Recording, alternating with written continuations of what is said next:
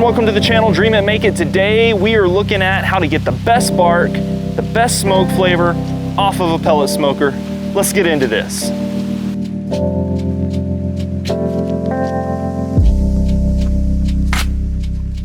All right, so today, for the purpose of this cook, we're gonna be doing about a 2.5 pound point from a brisket, and I've already got it seasoned up. It's sitting on the smoker, and you're probably thinking, what's going on there? The smoker's not even fired up. We're gonna get into that here in just a moment. But what I did is really to get the best smoke flavor on something, you want to, especially with a big piece of meat like that, you want to give it something with some big salts and some big peppers. That way that smoke can cling onto it. And for that purpose, I'm going to be using 2 Pigs Mafia steak seasoning, and this stuff is super good. I've gone ahead and seasoned it up like I said, and now because we're using those bigger salts, those bigger peppers, that smoke's going to really be able to grab on to those seasonings and help with the smoke flavor. The next thing I did is I used the Oklahoma Joe's insert pan for the Rider DLX, and I have filled this thing up with some water. What that's gonna do is that's gonna help diffuse the temperature and make the temperature inside the chamber nice and even, so that way we have nice even temps while cooking and we're not just blasting the bottom of our brisket.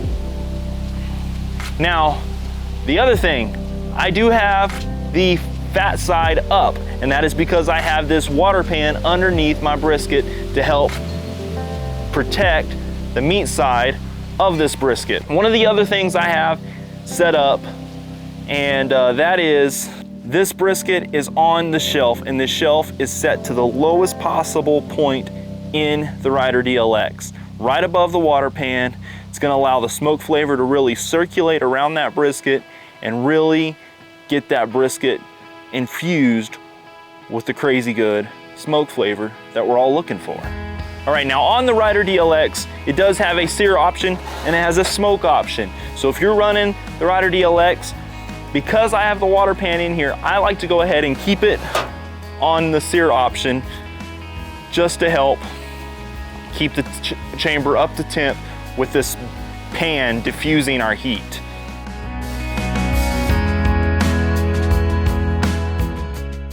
Okay, so one thing I didn't mention was if you don't have that insert pan for the water, or you're smoking on something other than the Oklahoma Joe's, one thing that you can do, or a couple things you can do, is go ahead and use just a regular pan of water and put in there. However, if you're smoking on this and you do that, go ahead and have it to the smoke setting, not the sear setting, because you know those pans just aren't as thick as these insert pans most of the time. So go ahead and grab a pan of water, stick it in there, hit it on smoke, and it should run, it will run the same way. Another thing, if you're cooking on another smoker that doesn't have that second shelf, one thing that I haven't tried because I have the second shelf, Mad Scientist Barbecue says, is get some bricks and then put just a cheap grate on top of those bricks. Then you can slide that water pan under there. I haven't tried that, but it makes sense and sounds like it would work. So that's something else that you could do if you don't have shelves in your smoker. Anyways, that was just another thought I had.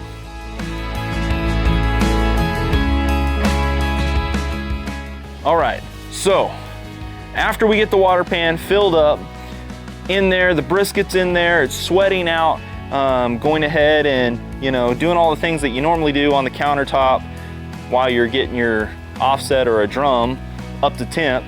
With a pellet smoker, I just go ahead and set it in the smoker like this, let it sweat out here in the smoker. Then, very big important thing on pellet smoking, and that is picking a quality pellet. Now, some people say it doesn't matter. I think it does. I think a quality pellet does matter, and I've been doing some smokes with the Oklahoma Joe pellets, and those are good. I've also have used B&B pellets, and I like those. And then this is the main one that I use all the time, simply because I can get it locally really easily. I can run to the store, pick it up. Lumberjack pellets. And today we're using pecan because I love pecan smoke. So I went ahead and I got the hopper filled up.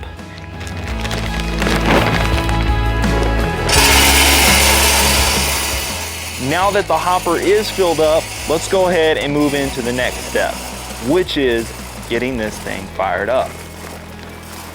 This is the step that most people say do not do, but I think, and what I've seen some others say, like Mad Scientist Barbecue, he even goes one step further and he drops a handful of pellets down in the fire pot before even starting it up. That way you just get all this smoke coming out of the smoker right at the beginning when your meat needs it. I don't do that just because I don't want to take all the baffles out, get down to it.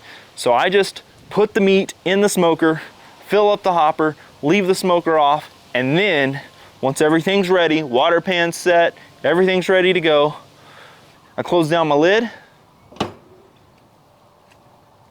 and then I fire it up and I set it to low. What this is going to do with a pellet smoker is, at the very beginning, that is when the pellet smokers just go crazy with smoke, and it's dirty smoke. Let's be honest, it is dirty smoke, but it's pellet dirty smoke, and it doesn't put off that bad of flavor at all. Now, if this pellet smoker were to sit there and throw on that nasty dirty smoke on the cook the entire time, that'd be a different story, but it doesn't. It's just right at the beginning. It infuses it with a bunch of smoke flavor, then it cleans up, and then, like all pellet smokers, gets a little dirty, a little clean, and it just, you know, goes back and forth. It's just the way pellet smokers run, and that is how they infuse with the smoke flavor. But don't worry, it is going to come out absolutely delicious, no bitter smoke. The only time I've ever had bitter smoke is when I use these pellets. I'll leave a link above, and they were the world's worst pellets I've ever used. I did not like them at all. They caused me lots of problems during the cook, as you can see in that video above, and it was gross because it was just gross. They didn't burn right. They gummed up my smoker, and it put off the dirty smoke constantly, and the flame just, go check out the video. It was a terrible experience. Won't use those pellets again. But with these pellets, and with B&B or Oklahoma Joe's, or any good quality 100% pellet, and not adding in these oils and weird flavors and stuff, just get 100% pellets, the good ones, and you won't have any issues there.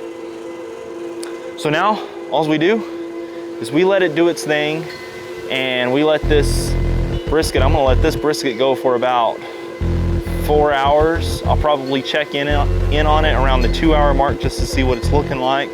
And at the 4-hour mark, we will start to bump up the temps.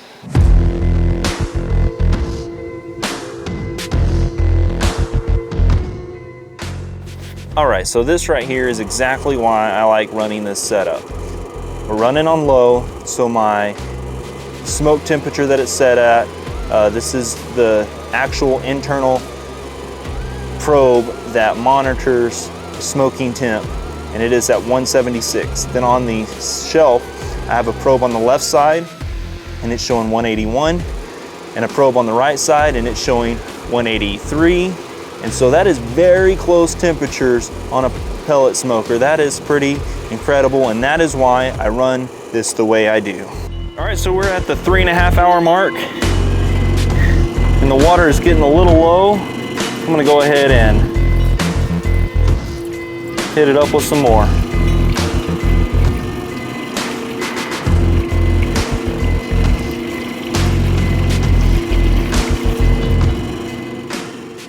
And this is all I do, just add some water. It's a pellet smoker, there's nothing else really to do. So you just add some water if it runs out. So one of the things I like to do when getting all this smoke flavor into it is I like to push this thing up until is starting to get to the stall. And once it gets to that stall, which, you know, a 160, 165 range, once it gets to that area, then I like to go ahead and bump up that temp to 225, 250, somewhere in there. And then once I get through the stall, then I can get it wrapped up and finish this thing off. But I don't know how long it's gonna take this little bitty point to get to the stall and through the stall, so that's what you do. You start your smoker off, get the brisket on the smoker, get everything laid out, get your water pan underneath the meat, whatever it is that you're cooking, doesn't have to be a brisket.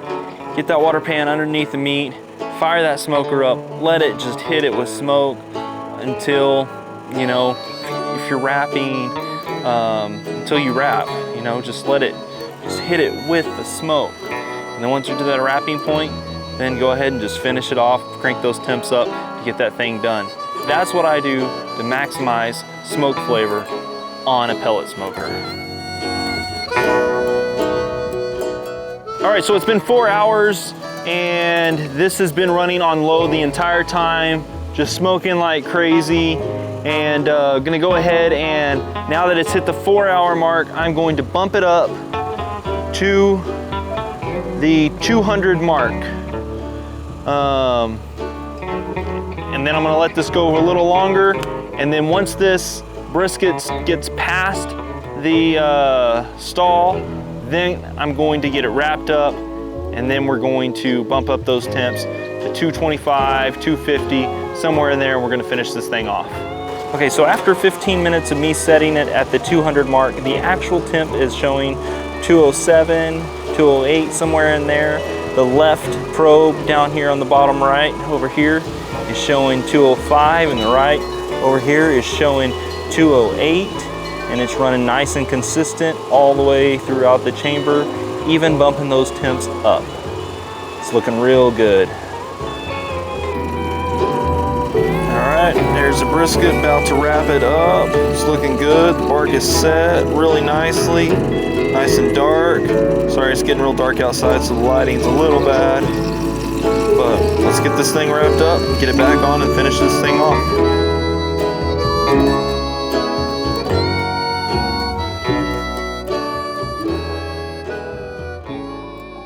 All right, so AJ, while I smoked brisket, made the Jedi Starfighter, right? Show it up. Put it up in the air, show them. It's pretty cool, huh? All right. All right, so brisket is done. I'm gonna go ahead and pull this out. Now I'm gonna be using this brisket for some chili. Let's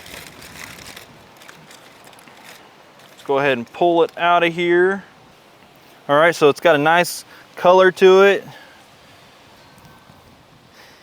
The fat, where there is fat, this one didn't have very much fat on it. Where there is fat, it's nice and squishy. Let's go ahead and, this is actually, just came off of it. Let's get a slice here.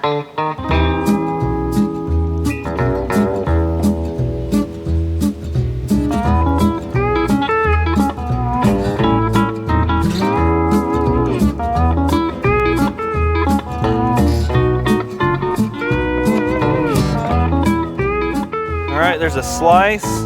Looks good, fat looks rendered. Pulls apart. I didn't go as tender as I'd normally go if I was just going to be smoking this brisket just to eat. I left it a little tough because it's gonna sit in some chili for about 8 hours. And so it'll get super tender during that cook. But for the purpose of this video, let's see what the smoke flavor's like real quick. All right, so here it is. There's a little piece of brisket right here that I am going to be tasting. Check it out. There it is. Let's see what it's like.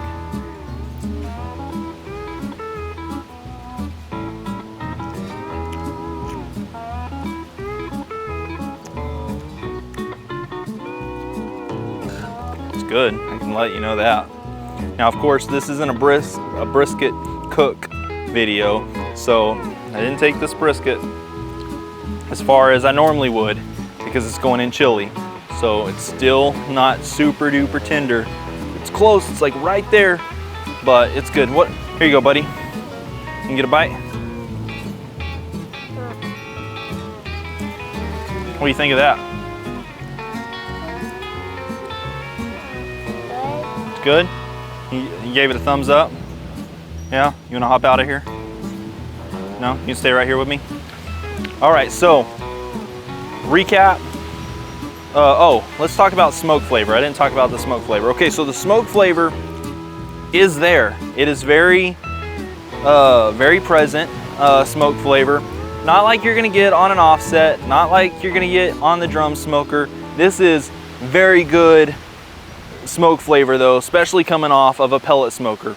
I don't know, I'm gonna keep working on ways to get more smoke flavor out of this, but this does a great job. Without throwing it on there and just hammering it with the smoke right at the beginning, there's no way this is gonna get the smoke flavor that it got. Again, there's a nice good close-up shot of it. Nice, beautiful brisket. I highly recommend you trying this out. Oh, you want some more? Okay, keep eating. There you go. I highly recommend you just try this out for yourself, check it out. Don't start off with a brisket, do it on a pork butt, do it on something much cheaper, even like a tenderloin or something like that, and see what it does for you. For me, it definitely improved the quality of smoke flavor on all of the proteins that I've been cooking. If you like this video, hit the like, subscribe, and get out there and make some crazy good barbecue.